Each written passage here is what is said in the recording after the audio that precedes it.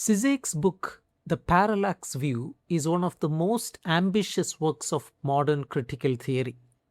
The central idea comes from astronomy. Parallax is the apparent shift in an object's position when you view it from two different angles. If you look at a star from opposite sides of Earth's orbit, it seems to move against the background.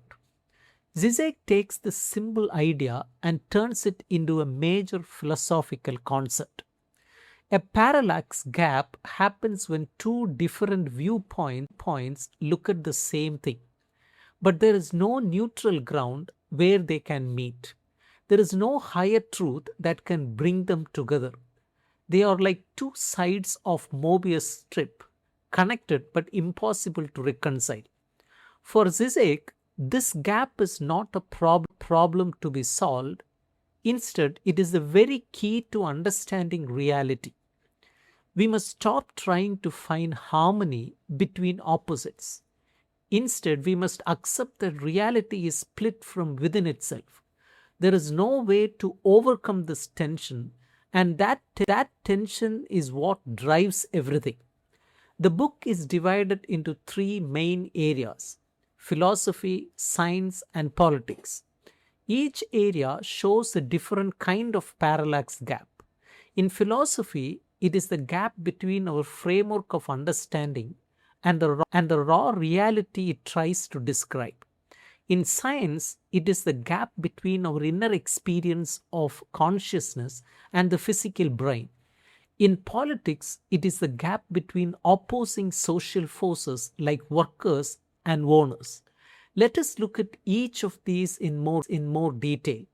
First, the philosophical parallax. At the deepest level, the ultimate parallax is the gap between how we see reality and reality itself. Zizek draws heavily on Kant and Hegel as well as Lacan. His central argument is that reality is not whole or complete. It is always split, always lacking something. An important part of Zizek's philosophy is his reversal of a very old question. Traditionally, philosophers ask, are we trapped in a world of appearances, or can we break through to the true reality beneath? Zizek turns this question around. He asks, how does appearance itself emerge from the blank, stupid reality that just sits there? Appearance is not a distortion of something deeper. Instead, the very act of creating a frame or a perspective generates something new that cannot be reduced to what came before. Zizek also talks about homelessness of philosophy. True thinkers like Descartes meditating alone, or Spinoza speaking from the margins of society, do not find truth in their community or traditions. They find it by stepping outside all groups and thinking from a universal perspective. This universality is not achieved by expanding a local identity until it becomes global. It is achieved by cutting across all identities through the power of pure reason. The philosopher must be kind of outsider, because only from outside can one see the structure clearly. In the scientific part of the book, Zizek takes on modern brain science and cognitive psychology. He focuses on thinkers like Thomas Metzinger and Daniel Dennett.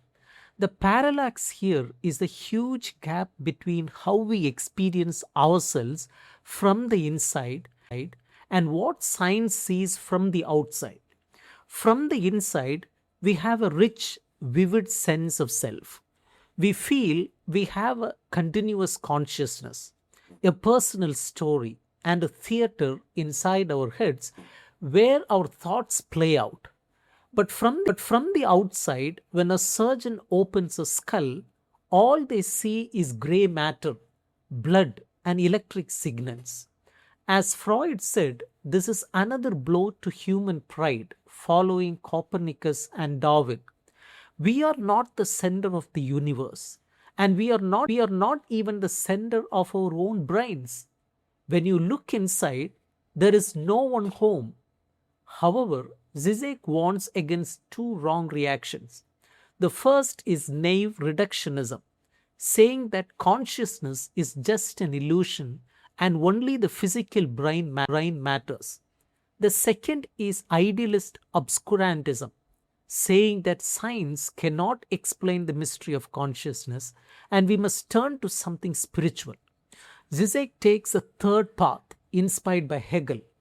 What we experience as raw, direct reality is actually the result of mental processes that happen below our awareness.